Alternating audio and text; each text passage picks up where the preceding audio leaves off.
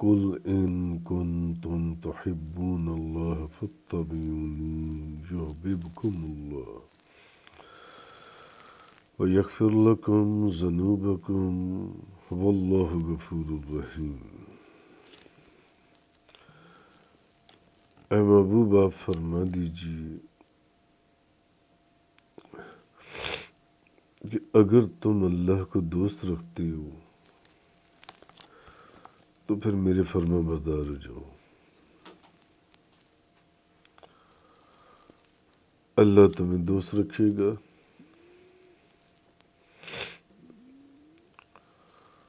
وَيَغْفِرْ لَكُمْ، اور تمہارے گناہ بخش دے گا، وَيَغْفِرْ لَكُمْ ذُنُوبَكُمْ، تمہارے گناہ بخش دے گا، واللہ غفور الرحیم، اور اللہ تعالیٰ بخشنے والا مہربان ہے۔ اب اس آیت کا شان نزول کیا ہے؟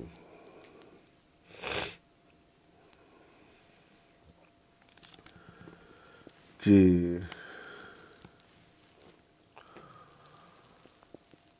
مشرکین مکہ جو ہیں وہ کہا کرتے تھے کہ ہم تو اللہ کے پیاری ہیں۔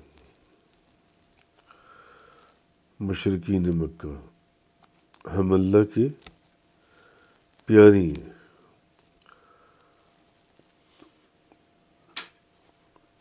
اس لیے ان سب کو حکم دیا گیا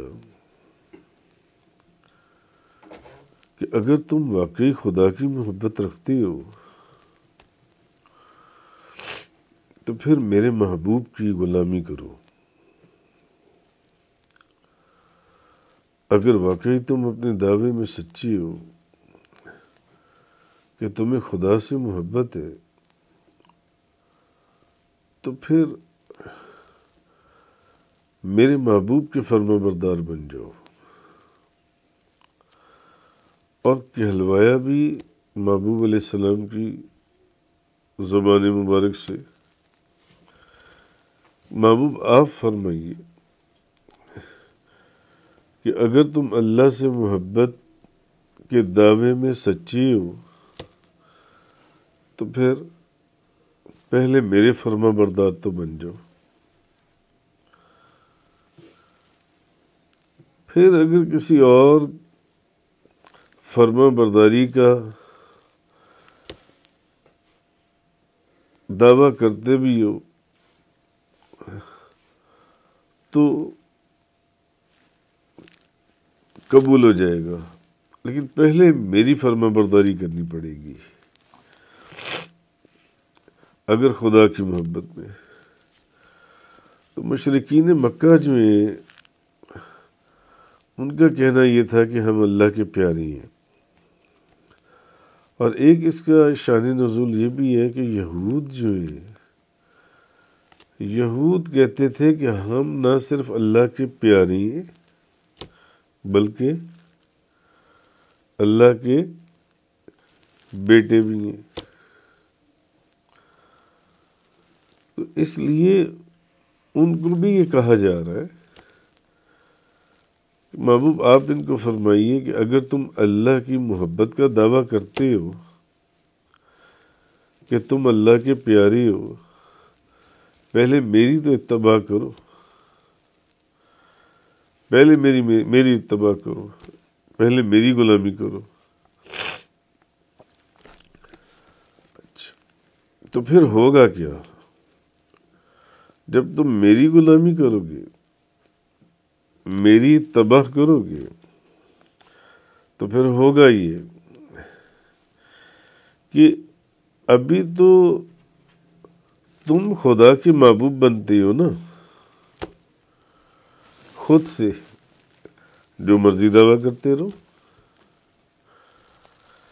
ابھی تو تم خود خدا کے محبوب بنتے ہو، پھر ہوگا یہ کہ جب تم میری اتباع کرو گے تو پھر خدا تمہیں محبوب بنا لے گا،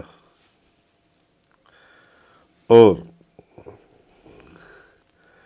جب تم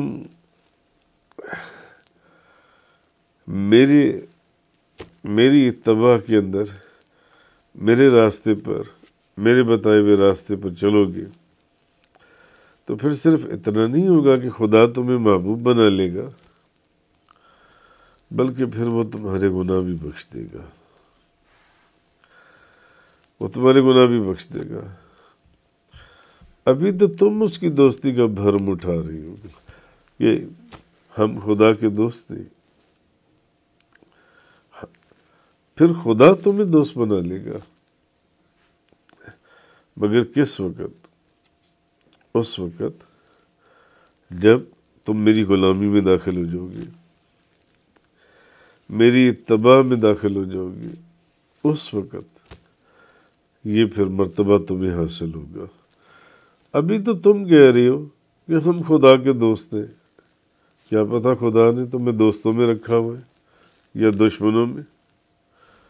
خدا نے تم سمجھ رہے ہو جنتی ہیں، خدا نے تمہیں دوزخ میں رکھا ہو۔ ابھی تو تم اس کی دوستی کا دعویٰ کر رہی ہو، مگر جب تم اس کی غلامی میں داخل ہوگے، میری غلامی میں داخل ہوگے، میری اتباع کرو گے، تو پھر وہ تمہیں دوست بنائے گا۔ ابھی تو تم کہہ رہی ہو کہ ہم اس کے دوست ہیں، پھر وہ کہہ رہا ہے کہ اگر میری اتباع میں آ جاؤ گے تو پھر وہ تمہیں دوست بنا لے گا۔ اچھا، اب اس آیت سے دو چیزیں، ایک یہ بھی پتہ چلی کہ جو نبی کریم صلی اللہ علیہ وسلم کی غلامی ہے وہ ایسی کمال چیز ہے کہ وہ مردود کو بھی محبوب بنا دیتی ہے۔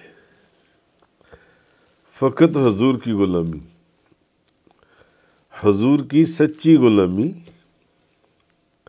حضور کی سچی اتباع مردود کو بھی اللہ کا محبوب بنا دیتی ہے، اور گناہگار کو بھی مغفور بنا دیتی ہے، بخشا ہوا، جہنمی کو جنتی بنا دیتی ہے۔ حضور کی غلامی جو ہے، حضور کی محبت جو ہے، تو اس آیت سے یہ ثابت ہوا کہ نبی پاک صلی اللہ علیہ وسلم کی محبت مردود کو مقبول بنا دیتی ہے، مردود کو محبوب بنا دیتی ہے، دشمن کو اللہ کا دوست بنا دیتی ہے، جہنمی کو جنتی بنا دیتی ہے، فقط نبی کریم صلی اللہ علیہ وسلم کی سچی محبت۔ بس بات یہ ہے کہ بس محبوب آپ فرمائی کل ان کنتم تحب، اگر تم اللہ سے محبت کرتے ہو تو پھر میرے فرما بردار ہو جاؤ۔ پہلے میری فرما برداری میں آنا پڑے گا، تو پھر یہ سند حاصل ہے، سند کہ ابھی تو تم خدا کے دوست بنتے ہو، پھر خدا تمہارا دوست بن جائے گا۔ ابھی تو تم خدا کے محبوب بنتے ہو، پھر خدا تمہیں اپنا محبوب بنا لے گا، مگر میری اتباع میں آنا پڑے گا، میری اتباع۔ مفتی احمد یار خان نعیمی رحمۃ اللہ علیہ آپ فرماتی ہیں اتباع کہتے کس کو ہیں؟ اتباع کہتے ہیں پیچھے پیچھے چلنے کو، پیچھے پیچھے چلنے کو۔ اطاعت بھی تین طرح کی ہوتی ہے، ایک اطاعت ڈر کی ہوتی ہے، اچھا ایک اطاعت لالچ کی ہوتی ہے، اور ایک اطاعت محبت کی ہوتی ہے۔ اب جو ڈر کی جو اطاعت ہے یا جو لالچ کی اطاعت ہے، وہ تو منافق بھی کیا کرتے تھے نبی پاک صلی اللہ علیہ وسلم کی، ڈر سے یا لالچ سے کہ اگر میں نے اطاعت نہ کی تو یہ جو مجھے بینیفٹس مل رہے ہیں یہ میرے سارے ختم ہو جائیں گے، یہ بینیفٹس میرے بند ہو جائیں گے۔ یہ کون سی اطاعت ہے؟ لالچ کی۔ یہ تو منافق بھی کرتے تھے۔ یا ڈر سے، یہ بھی منافق کرتے تھے۔ اطاعت کون سی ہے؟ جو محبت کی ہے، نہ کسی چیز کا لالچ، نہ کسی چیز کا ڈر، بس حضور کی محبت میں اللہ کی اطاعت اور حضور کی اتباع۔ اب مفتی احمد یار خان نعیمی صاحب رحمۃ اللہ علیہ فرماتے ہیں کہ اتباع کہتے کس کو ہیں؟ آپ فرماتے ہیں کہ اتباع پیچھے پیچھے چلنے کو کہتی ہیں۔ کس کو کہتی ہیں اتباع؟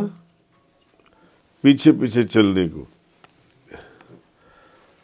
تو اب اس آیت میں یہ بتایا جا رہا ہے کہ اگر اللہ کی محبت چاہتے ہو تو میرے محبوب کے پیچھے پیچھے چلے آؤ، نہ تو ان کے آگے چلنے کی کوشش کرنا اور نہ ان کے برابر چلنے کی کوشش کرنا۔ دونوں صورتوں میں خیر نہیں ہے جی۔ یعنی نہ تو بڑے بھائی بن جانا اور نہ بابا بن جانا، کہ بھائی کی طرح یا تو ساتھ رکھ لینا اور یا تو دونوں صورتیں منع کی گئی ہیں۔ دونوں صورتیں پیچھے پیچھے ہو، پیچھے پیچھے ہو۔ اگر تباہ میں جانا تو پھر یہی ہے کہ غلام بن کر پیچھے آؤ، غلام بن کر۔ جیسے اطاعت ڈر کی بھی ہے، لالچ کی بھی ہے اور محبت کی بھی ہے۔ تو ڈر کی اطاعت بھی منافق کیا کرتے تھے اور لالچ کی اطاعت بھی منافق کیا کرتے تھے، مگر وہ صحابہ کرام تھے جو حضور کے غلام تھے اور حضور کے سچے عاشق تھے، جو محبت کی اللہ اور اس کے رسول کی اطاعت کرتے تھے، محبت میں، نہ ڈر کے اندر نہ لالچ کے اندر، کیونکہ یہ دونوں اطاعت ایسی ہیں جو منافق بھی کر لیتی ہیں، کافر بھی کر لیتی ہیں منافقوں کا بھیس بدل کر۔ اطاعت وہ جو محبت کی ہے، اسی طرح اتباع وہ ایک ساتھ چلنے والی بھی نہ ہو اور دوسری آگے چلنے والی بھی نہ ہو۔ اتباع وہ جو ادب کے ساتھ محبت سے پیچھے پیچھے سر جھکا کر چلنے والی ہے، اتباع وہ اتباع جنسی ہے۔ تو یہود اور نصارہ یا مشرکین بے ادبی اور گستاخی اور گمراہی میں اس قدر آگے نکل چکے تھے۔ مشرکین کہتے تھے ہم اللہ کے پیاری، یہود کہتے تھے کہ ہمیں چند دن کے لیے، یا یہود و نصارہ کہتے تھے ہم اللہ کے بیٹے ہیں۔ تو فرمایا نہیں، اگر تم یہ جو خدا کی دوستی کا دعویٰ کرنے لگے ہوئے ہو، اگر خدا کی دوستی کا دعویٰ کرنا ہے تو پھر پہلے میرے محبوب کی اتباع کرو، پہلے میرے محبوب کی اتباع کرو۔ اور اتباع کا طریقہ بتا دیا کہ نہ برابر ہونی چاہیے اور نہ آگے ہونی چاہیے، ادب کے ساتھ پیچھے پیچھے۔ نبی کریم صلی اللہ علیہ وسلم نے تو ماں باپ بوڑھے بزرگوں کے آگے چلنے سے منع فرمایا، تو تاجدار دو جہاں آپ سے آگے چلنا جون سے ہے۔ تو مفتی احمد یار خان نعیمی صاحب رحمۃ اللہ علیہ فرماتے ہیں اتباع پھر وہ ہے کہ جو پیچھے پیچھے ہو ادب کے ساتھ غلام بن کر جس میں کوئی برابری کا شائبہ بھی نہ ہو کہ برابر ساتھ ساتھ چلنا، آگے چلنا تو دور کی بات، ساتھ ساتھ بھی جس میں برابری کا ایک مشابہت پائی جائے نہیں، ادب کے ساتھ سر جھکا کر غلام بن کر پیچھے پیچھے چلنے کو اتباع کہتی ہے۔ تو آپ فرماتی ہیں مفتی احمد یار خان نعیمی صاحب بڑی کمال مثال دیتی ہیں، وہ کہتی ہیں دیکھو ریل گاڑی کا وہی ڈبہ سفر کرتا ہے جو انجن کے پیچھے لگ جاتا ہے، ایسے ہی ہے نا، ریل گاڑی کا وہی ڈبہ سفر کرتا ہے نا جو انجن سے پیچھے لگ جاتا ہے۔ انجن اگر اس لائن میں کھڑا ہے اور اس کے برابر ایک اور ڈبہ کھڑا ہوا ہے، جب انجن چلے گا تو کیا وہ ڈبہ بھی چلے گا؟ نہیں، وہ برابر ساتھ کھڑا ہوا ہے۔ ڈبہ وہی سفر کرے گا انجن کے ساتھ جو اس کے پیچھے پیچھے ہوگا، اور جو انجن سے آگے ڈبہ ہو اس کو ویسے ہی علیحدہ کر دیا جاتا ہے، اس کو رہنے ہی نہیں دیا جاتا، اس کو ایک سائڈ پر کر دیا جاتا ہے اس ڈبے کو۔ دوسری مثال میں یہ کہتے ہیں کہ ڈبہ بھلے فرسٹ کلاس کا ہو، ڈبہ فرسٹ کلاس کا، centrally air condition, excellent interior decor, لیکن اگر انجن کے ساتھ جڑا نہیں ہوا، انجن کے پیچھے لگا نہیں ہوا، کڑی کے ساتھ کڑی جڑی نہیں ہوئی، زنجیر لگی نہیں ہوئی، تو کیا کوئی اس میں بیٹھے گا؟ بتائیے، وہ تو علیحدہ کھڑا ہوا ہے، زنجیر نہیں لگی ہوئی، کڑی نہیں جڑی ہوئی، اٹیچ نہیں ہے انجن کے پیچھے، ادب اور غلام بن کر کوئی بیٹھے گا اس میں؟ بھلے آپ اس کو مفت کی ٹکٹ دے دیں، آ جاؤ میں تمہیں اس ڈبے فرسٹ ایئر میں فرسٹ کلاس کے ڈبے میں بٹھا رہا ہوں، بیٹھ جاؤ، وہ کہے گا پاگل ہے، مجھے ایسے ڈبے میں بٹھا رہے جس نے چلنا ہی نہیں ہے۔ وہ کہے گا مجھے بے شک تھرڈ کلاس کے ڈبے میں بٹھا دو، مگر ڈبہ وہ ہو جو انجن کے پیچھے جڑا ہوا ہو، مجھے تھرڈ کلاس کے ڈبے میں، ڈبہ وہ ہو جو انجن کے ساتھ جڑا ہوا ہو، جب انجن چلے تو پھر وہ ڈبہ بھی چلے، اور جب انجن اپنی منزل مقصود پر پہنچے تو وہ ڈبہ بھی اپنی منزل مقصود کے پر پہنچے۔ جی، تو اس لیے معلوم یہ ہوا، اس سے ایک نقطہ یہ بھی نکلا کہ قیمت ڈبے کی نہیں ہے، قیمت اس انجن کی ہے جو ان ڈبوں کو کھینچتا ہے، قیمت اس انجن کی ہے، قیمت اس ڈبے کی نہیں ہے، قیمت اور کرایہ اس ڈبے کا نہیں ہے، اصل اس انجن کا ہے۔ تو اس لیے یہ چیز فرمائی گئی کہ محبوب آپ فرما دیجئے، خدا کے پیارے ہونے کا دعویٰ کرتے ہو، جنتی ہونے کا دعویٰ کرتے ہو، خدا کے بیٹے بننے کا دعویٰ کرتے ہو، کیونکہ ایک روایت میں ہے کہ یہ مشرکین کے لیے نازل ہوئی، ایک روایت میں ہے کہ یہ یہود کے لیے نازل ہوئی، کیونکہ وہ کہتے تھے ہم اللہ کے بیٹے ہیں، ہمیں زیادہ دن عذاب نہیں ہونا، 7 دن یا کچھ دن یا 40 دن یا چند ہفتے یا چند دن یا کچھ دیر۔